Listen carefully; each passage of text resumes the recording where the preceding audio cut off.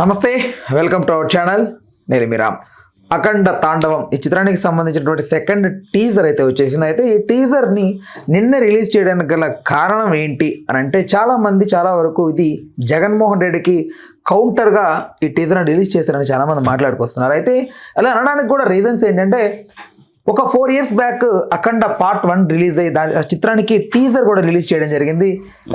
At the time ఏంటంటే ఒక సంఘటన అసెంబ్లీలో జరిగింది. కొడాలి నాని గారు చంద్రబాబు నాయుడు గారి ఫ్యామిలీకి సంబంధించి మాట్లాడిన దానికి కౌంటర్గా టీజర్ ఉందని అప్పుడు కూడా ఒక పెద్ద దుమారం ఎరిగింది. అయితే ఇప్పుడు ఈ అఖండ తాండవం చిత్రానికి సంబంధించినటువంటి ఈ టీజర్ మొన్న జగన్మోహన్ రెడ్డి గారు బాలకృష్ణ గారు అసెంబ్లీలో వ్యవహార శైలికి సంబంధించి ఆయన మాట్లాడే దానికి కౌంటర్గా చేశారు రిలీజ్ అని చాలామంది మాట్లాడుకొస్తున్నారు. ఓవరాల్గా అంశానికి సంబంధించి మనకు మంచి క్లారిటీ ఇవ్వడానికి సినీ మరియు రాజకీయ విశ్లేషకుడు దాస్ విజ్ఞాన్ గారు ఉన్నారు. ఆయన అడిగి తెలుసుకుందాం. నమస్తే అన్న. నమస్తే. సో అదే ఇదే షూట్ ఎప్పుడో అయింది ఇది. ఎలా అనుకుంటాం చెప్పు. అంటే ఆయన ఏదో నిన్న మాట్లాడాడు. అవును. అప్పటికప్పుడు బాలయ్య గారితో వెళ్ళి షూట్ చేసి ఆ డైలాగ్ చెప్పించి దాన్ని మళ్ళీ ఎడిట్ చేసి దానికి సౌండ్ ఇచ్చి మిక్స్ చేసి తెల్లారేసరికి ఎలా రిలీజ్ అవుతుంది 24 hours. ఎప్పుడో షూట్ అయింది, ఇప్పుడు రిలీజ్ చేశారు జస్ట్ అంతే.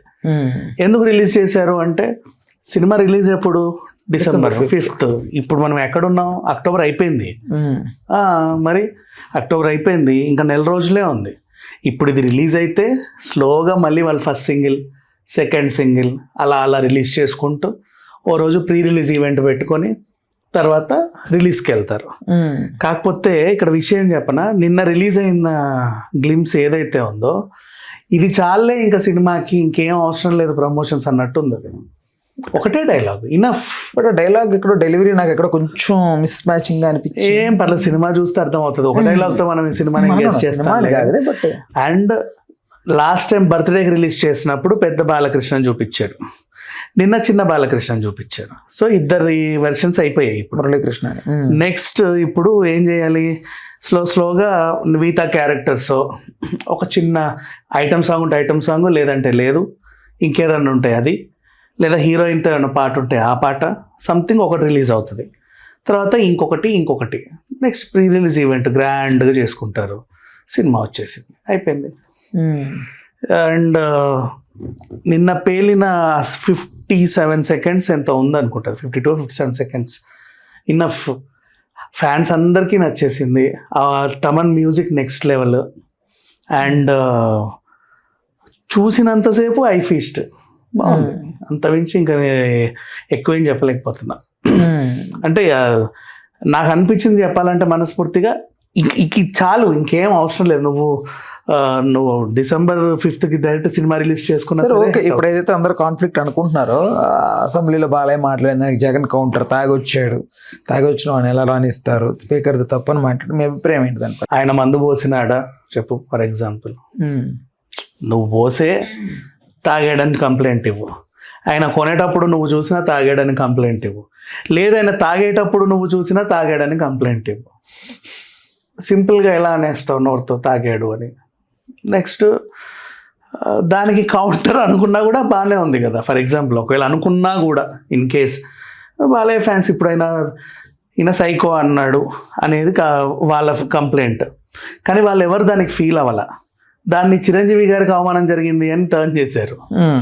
అంటే వాళ్ళు ఫీల్ అవ్వలేదు. అసలు వాళ్ళు ఫీల్ అవ్వలేదు కాబట్టి సైకోకి వాళ్ళు రియాక్షన్ ఇవ్వాల్సిన అవసరం లేదు. ఇప్పుడు ఆయన అన్నాడు ఏమని, తాగుబోతు బాలయ్య అని. మరి దీనికి వీళ్ళు హర్ట్ అవుతారు కదా. దానికి వీళ్ళు మళ్ళీ బాలయ్య డైలాగ్తో సాటిస్ఫై అయిపోయారు. ఇనఫ్. ఫ్యాన్స్ కోసం రిలీజ్ చేసిన టీజర్ ఇది అంతే. ఎవరి కోసమో కాదు, ఎవరికి కౌంటర్ ఇవ్వడానికి కాదు. ఇప్పుడు ఎవ్వరూ హర్ట్ అవ్వట్లే వాళ్ళ ఫ్యాన్స్. ఓకేలే మంచి కౌంటర్ ఇచ్చారు కదా అన్నట్టు హ్యాపీ. That's all. తాగుబోతు అన్నదానికి కౌంటర్, సైకో అన్నదానికి కౌంటర్ ఇవ్వాల్సిన అవసరం లేదు. బికాజ్ వాళ్ళు ఫీల్ అవ్వాలా. ఎవరు ఆన్ రికార్డ్ ఫీల్ అయిన దాఖలాలు లేవు. వాళ్ళు ఫీల్ అయినా సరే రికార్డ్స్ నుంచి అది తొలగించారు కాబట్టి ప్రాబ్లం కూడా లేదు. అంటే దానికి తోడు ఇప్పుడు బాలయ్య మొన్న అసెంబ్లీలో సైకో అని మాట్లాడిన తర్వాత ఇప్పుడు కామ్గా ఉన్నప్పటికీ ఇప్పుడు టీజర్ రిలీజ్ అవ్వడం, చాలా మంది దీన్ని కనెక్ట్ చేసుకోవడం, జగన్ గారిని ఉద్దేశించి టీజర్ రిలీజ్ చేశారు అని మాట్లాడుకోవడం, రేపటి రోజున రిలీజ్కి ముందు పర్ఫెక్ట్గా మొన్న ఏదైతే లైలా చిత్రానికి బాయ్కాట్ లైలా అనేది వేశారో, వైసీపీ చిన్న ఏదో అన్నారని, పృథ్వీ అన్నాడని, బట్ ఇప్పుడు డైరెక్ట్గా బాలయ్య వర్సెస్ జగనే కాబట్టి ఇది ఇంకా పెద్దగా మారి బాయ్కాట్ పుష్పలాగా మళ్ళీ బాయ్కాట్ అఖండ లాంటిది ఏదైనా పెద్దగా క్రియేట్ అవుతుందా? అక్కడ వన్ టైంలోనే జరిగింది డ్యామేజ్ అంతా కూడా, ఆ టికెట్ రేట్ తగ్గించినందుకు. ఇప్పుడు అంతకంతా ఇది సంపాదించి పెడుతుంది. అండ్ వీళ్ళ ప్రభుత్వమే అధికారంలో ఉంది, ఏమి చేయలేరు వాళ్ళు. మహా అయితే సినిమా చూడరు, కానీ బాయ్కాట్ అన్న వాళ్ళే ఫస్ట్ చూస్తారు తెలుసా. ఎలా ఉందని ఎలా ఉందని కాదు, ఏదన్నా దొరికితే దాన్ని లూప్ హోల్ని వైరల్ చేసి బాగా మీమ్స్ చేయొచ్చని. ఆ చేసే టైంకి ఇదంతా వచ్చి ఆడేసి అయిపోతుంది, ఆ 3 days అయిపోతుంది. ఇంకేముంది చెప్పు. అట్లా బాయ్కాట్ అన్న వాళ్ళే పుష్పని చూసి 2,000 కోట్లు తెచ్చిపెట్టారు. అవును. అప్పుడు ఫస్ట్ డే 1,500 టికెట్లు ఉన్నప్పుడు ఎవడెవడైతే బాయ్కాట్ అన్నాడో వాళ్ళందరూ కొన్నారు 1,500 టికెట్లు. వాళ్ళకి పనిష్మెంట్ అది. వెంటనే ట్రై చేశారు, ఎవడగ్రా బాస్ అనేది ఏదో అన్నాడని, అదన్నాడు ఇదన్నాడని. అవును. సో బాయ్కాట్ అన్న వాళ్ళకే పనిష్మెంట్, ఎందుకంటే ఎక్కువ టికెట్ పెట్టి రేట్ పెట్టి చూసేదే వాళ్ళు. First day first show benefit షోలు చూసేది వాళ్ళే, అది వాళ్ళకి పనిష్మెంట్. నెక్స్ట్ వాళ్ళ వల్లే సినిమా కూడా హిట్ అవుతుంది. బాయ్కాట్ ట్రెండ్ నడవడం వల్ల సినిమా కాంతారా కూడా వైల్డ్ హిట్ చేసింది. ఎవడైతే బాయ్కాట్ అన్నాడో వాళ్ళే కాంతారా 800 కలెక్ట్ చేసి కూర్చుంది. మరి ఇంకేంటి చెప్పు, ఎవరు బాయ్కాట్ చేయలేరు అబ్బాయి ఏ సినిమా చేయలేరు. బట్ అది నడిచే అవకాశం ఉంది కదా, అది కొంచెం రోజులు దాని మీద నెగిటివ్ వచ్చే అవకాశం ఉంది కదా. ఏం ఉండదు, ఎంత నెగిటివ్ అయినా పాజిటివ్ అయినా ఆ సినిమా గురించే మాట్లాడుకుంటున్నారుగా, అది పబ్లిసిటీ.